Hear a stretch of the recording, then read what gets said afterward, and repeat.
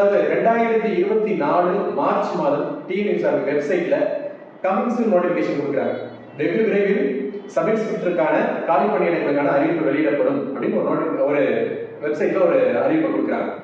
அதன் பிறகு 2023 எஸ்ஐல நடந்த சிக்கல்கள், அதுல நிறைய பிரச்சனைகள் நடந்துச்சு. அவங்களுக்கு 3 முறை ஓவரால் கட் வந்துச்சு, 3 முறை மெடிக்கல் நடந்தது, 3 முறை அவங்களுடைய போலீஸ் வெரிஃபிகேஷன் நடந்தது, எல்லாமே உங்களுக்கு தெரியும்.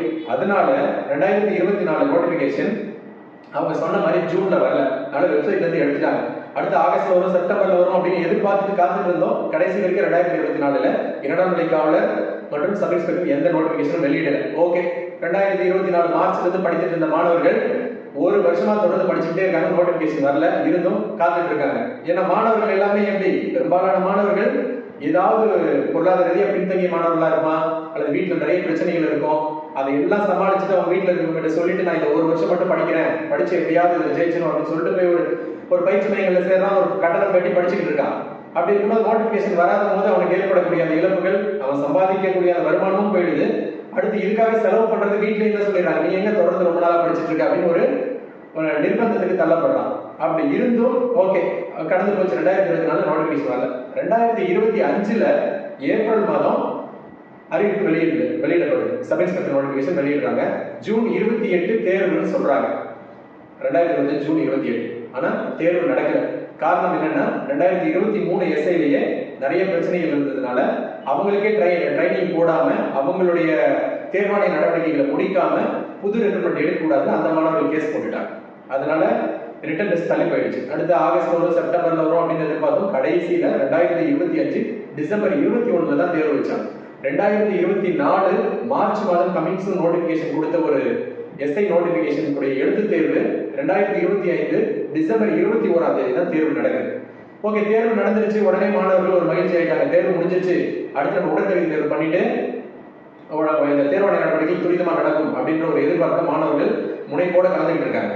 ஆனால் 2026 ஜனவரி 27, 28ஆம் தேதி தேர்வு முடிவு, எழுத்து தேர்வு முடிவு வெளியிடுறாங்க. எழுத்து தேர்வு முடிவு வெளியிட்டு 2 நாட்கள்லயே மென்பொருள் பிழை காரணமாக தேர்வு முடிவுகள் விலக்கிக் கொள்ளப்படுகிறது, புதிய முடிவுகள் வெகு விரைவில் வெளியிடப்படும் அப்படின்னு சொல்லிட்டு டிஎன்எஸ்ஆர் போர்டு சொல்லிடுறாங்க.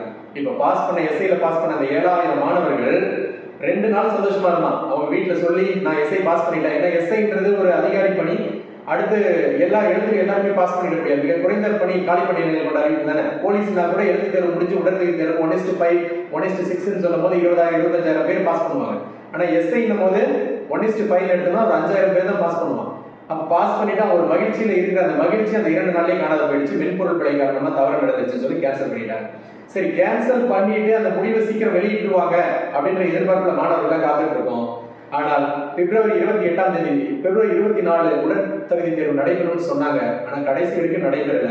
இன்று வரை மே 20 வந்துட்டோம் நம்ம, இன்று வரை இன்னும் அந்த உடற்தகுதி தேர்வு நடைபெறல.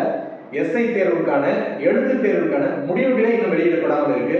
நீதிமன்றத்தில் நிறைய வழக்குகள் தொடர்ந்து கொண்டிருக்கிறாங்க. பிஎஸ்டிஎம் தொடர்பான வழக்குகள், அந்த தேர்வாணைய முடிவுகள் மென்பொருள் பிழை காரணமாக வெளியிடப்பட்டதில் ஏற்பட்ட அது தொடர்பான வழக்குகள், வினாக்கள் எதுலையும் முக்கியமா. ஓகே, இப்போ இதுல என்ன புரிஞ்சுக்கிறோம் அப்படின்னா, ஒரு ரெக்ரூட்மெண்ட்டுக்காக ஒரு மாணவன் படிக்கிறான். 2024 மார்ச் மாதம் ஆரம்பிக்கப்பட்ட அவனுடைய பயணம் 2026 மே மாதம் ஆயிடுச்சு. இன்னும் எழுத்து தேர்வுக்கான முடிவே வெளியிடப்படலை.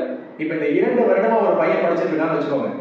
மாதம் அவன் எங்கேயோ ஒரு தங்கிக்கிட்டு அவன் மினிமம் அவனுடைய பொருளாதார செலவு நம்ம கணக்கிட்டோம்னா கூட அட்லீஸ்ட் அவனுக்கு ஒரு 3,000 4,000 மாசம் தேவைப்படும் இல்லையா அவனை நிலைக்கு படிக்கிறதுக்கு. அப்ப இந்த 2-2.5 வருடம் இந்த எழுத்து தேர்வுக்காகவே அவன் படிச்சுட்டு இருந்தா அடுத்த வாய்ப்பு அவனுக்கு எப்ப கிடைக்கிறது? அடுத்த ஒருவேளை இதுல போய் உடற்தகுதி தேர்வுலையோ நேர்காணலையோ போட்டி தேர்வு தானே 0.5 1 மார்க்லாம் வாய்ப்பை தவற விட்டுருவாங்க. இப்படி தவற விட்டுட்டா திரும்ப அடுத்த வாய்ப்பு அவனுக்கு இருக்குமா? அடுத்த வாய்ப்பு வர்றதுக்குள்ள அவனுக்கு வயது முடிச்சு போயிடும். அதாவது கொரோனா டைம்ல 5 வருட வயது தளர்வு கொடுத்தாங்க. 2021 செப்டம்பர் மாதம் கொடுத்தாங்க. அந்த 5 வருட வயது தளர்வு என்பது 2026 செப்டம்பர் வரையிலான அந்த 5 வருடங்களுக்கு பிசி எம்பிசிக்கும் எஸ்சி எஸ்டிக்கும் 2 வருடங்கள் ஓபன்ல 2 வருடங்கள் அப்படியே தள்ளி கொடுத்தாங்க. அந்த வயது தளர்வு என்பது கொடுத்தாங்களே தவிர அதுல நோட்டிபிகேஷன் என்பது முறையா நடந்ததா, ஒரு 4-5 நோட்டிபிகேஷன் வந்துச்சா, மாணவர்கள் கலந்து கொள்வதற்கான வாய்ப்புகள் கிடைச்சதா அப்படின்னா இல்லை. இதற்கு காரணம் என்ன அப்படின்றத நம்ம குறை கூறுவதற்கான வீடியோ பதிவு இல்லை. இந்த இந்த மாதிரியான விஷயங்கள்லாம் நடந்ததுனால, இந்த மாதிரி பின்னடைவுகள்லாம் தேர்வாணைய நடவடிக்கைகள் நடந்ததுனால பாதிக்கப்படுறது என்னமோ மாணவர்கள் தான். அதாவது ஒரு ஒரு பையன் வந்து ஒரு கலந்துக்கிறான், அடுத்த வருடம் வாய்ப்பை தவற விட்டுட்டான், அடுத்த வருஷம் அவனுக்கு நோட்டிபிகேஷன் வந்துச்சுன்னா திருப்பி கலந்துக்கிட்டு போட்டி தேர்வுலையே அடுத்த வருஷம் ஜெயிச்சிருவாங்க. அந்த மாதிரி ஏகப்பட்ட மாணவர்களை பார்த்துருக்கோம். தொடர்ந்து 4 முறை ஓவரால் கட் ஆஃப்ல விட்ட ஒரு மாணவன் 5வது முறை தேர்ச்சி அடைஞ்சு போயிட்டான். எப்போன்னா 2016 இருந்து வெளிவந்தது. அதே மாதிரி காலி பணியிடங்களை பாருங்க, டிஎன்யூஎஸ்ஆர்பியோட காலி பணியிடங்கள் 2017 16,000 காலி பணியிடங்கள் வந்துச்சு 2ஆம் நிலை காவலருக்கு. 2018 6,000 காலி பணியிடங்கள் வந்துச்சு. 2019 12,000 காலி பணியிடங்கள் வந்துச்சு. 2020 9,000 காலி பணியிடங்கள் வந்துச்சு. நிறைய காலி பணியிடங்கள் கொண்ட தேர்வான அறிவிப்பா இருந்தது. ஆனா இந்த கொரோனா ரிலாக்சேஷன் கொடுத்ததுக்கு அப்புறம் 2022, 23, இப்ப 25 இதெல்லாம் சேர்த்தே மொத்தமா 10,000 காலி பணியிடங்கள் தான். ஒவ்வொரு முறையும் 3,200, 3,500, 3,300 இவ்வளவுதான் காலி பணியிடங்களுக்கான அறிவிப்பு. அப்ப இதுல வந்து ஓவரால் கட் ஆஃப் அவன் செலக்ட் ஆகி போக முடியலன்னா அடுத்த முறை அவன் போட்டி போட்டு தானே திரும்பி போக முடியும். அவனுக்கான வாய்ப்புகள் தொடர்ந்து கிடைச்சா தானே அவனால ஜெயிக்க முடியும். இதை சார் போட்டி தேர்வு சார் இது வந்து நீங்க சொன்ன மாதிரியே வராது, ஒரு டைம் எடுக்கும் அப்படின்னா டைம் எடுத்தா பரவாயில்ல. ஆனா ஒரு நோட்டிபிகேஷன் விட்டுட்டு அந்த நோட்டிபிகேஷனுடைய நடைமுறைகளை ஃபாலோ பண்ணி போறதுலயே 2 வருடம் 3 வருடம் எடுக்கிறது அந்த அந்த அந்த தேர்வாணைய நடைமுறைகளை செய்யக்கூடிய அந்த தவறுகள்னால அவனுடைய வாய்ப்பு மறுக்கப்படும் போது இதை எப்படி நம்ம சொல்றதுன்னு தெரியல. இவ்வளவு பிரச்சனைகள் கடந்து போயிட்டு இருக்கு. ஆக 2ஆம் நிலை காவலர் நம்ம பயிற்சி மையத்துல சுமார் 130க்கும் மேற்பட்ட மாணவர்கள் உடற்தகுதி தேர்வு முடிச்சுட்டு ஓவரால் கட்டாக வெயிட் பண்ணிட்டு இருக்காங்க. அங்க என்னன்னா 2ஆம் நிலை காவலர்ல கிரேஸ் மார்க்கு 3 கேள்விக்கு கொடுக்கணும் நீதிமன்றம் சொல்லியிருக்காங்க. அதற்கான பதில் என்னன்னு இன்று வரை டிஎன்யூஎஸ்ஆர்பி போர்டு தெரியப்படுத்தல. அது தெரிஞ்சாதான் மாணவர்கள் அட்லீஸ்ட் அடுத்த உடற்தகுதி தேர்வு நம்ம தயாராகிறதா அல்லது அடுத்த எக்ஸாம் படிக்கலாமா அப்படின்ற குழப்பத்துல எந்த டிஎன்யூஎஸ்ஆர்பி தொடர்பான பயிற்சி மையங்களின் எந்த வீடியோ பதிவுகள் போய் பார்த்தாலும் கமெண்ட் ஓவரால் ரிசல்ட் வருமா, கிரேஸ் மார்க் மதிப்பெண்கள் கொடுப்பாங்களா, இந்த மாதிரி நிறைய பிரச்சனைகள். இதையும் நம்முடைய தமிழ்நாடு அரசாங்கம் டிஎன்யூஎஸ்ஆர்பி போர்டும் நம்ம தமிழ்நாடு முதலமைச்சர் அவர்களும் கருத்தில் எடுத்துக்கிட்டு இந்த தேர்வாணைய நடைமுறைகளை கொஞ்சம் துரிதப்படுத்தணும். மாணவர்களுக்கு டிரான்ஸ்பரன்சியா வெளிப்படைத்தன்மையோட அவங்களுடைய முடிவு தெரியப்படுத்தும். நீண்ட நாட்கள் எடுத்துக்கொள்ள வேண்டாம். மாணவர்கிட்ட சொல்லிட்டா அவங்க அடுத்த தேர்வுக்கு தயாராகிறதோ அல்லது என்ன பண்ணுவாங்க, ஒரு சில பசங்கள்லாம் அடுத்த தேர்வாணைய ரெக்ரூட்மெண்ட் இப்ப வரும் தெரிஞ்சு போச்சுன்னா அதுக்குள்ள பிரைவேட்ல எங்கேயாவது வேலைக்கு போய் கொஞ்சம் பணம் சேர்த்து வச்சுக்குவான். பணம் சேர்த்து வச்சுக்கிட்டு அதை வச்சுக்கிட்டு அடுத்த ஒரு 6 மாசம் 7 மாசம் உட்காந்து படிக்கிறதுக்கு தன்னை தக்க வச்சுக்க முடியும்.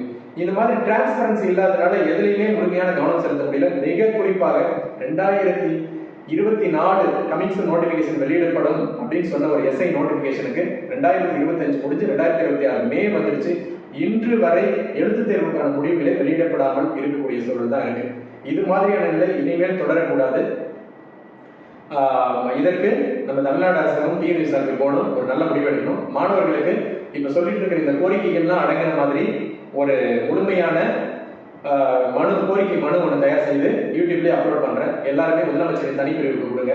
இப்ப இருக்கக்கூடிய சூழல்ல எல்லா நடவடிக்கைகளும் பாசிட்டிவா போய்கிட்டு இருக்கு, வழிவழியா போகக்கூடிய அந்த நடைமுறைகள் எல்லாமே பாசிட்டிவா போகுது அப்படின்ற சூழல் உருவாயிருக்கு. அதனால நம்ம நல்லதே நடக்கும் அப்படின்னு சொல்லிட்டு மாணவர்கள் எல்லாமே உங்களுடைய கோரிக்கை மனு சமர்ப்பிங்க. கமெண்ட்ல வேற ஏதாவது கேளுங்க. முடிஞ்ச அளவுக்கு உங்களுடைய கோரிக்கையை சொல்லிடுங்க.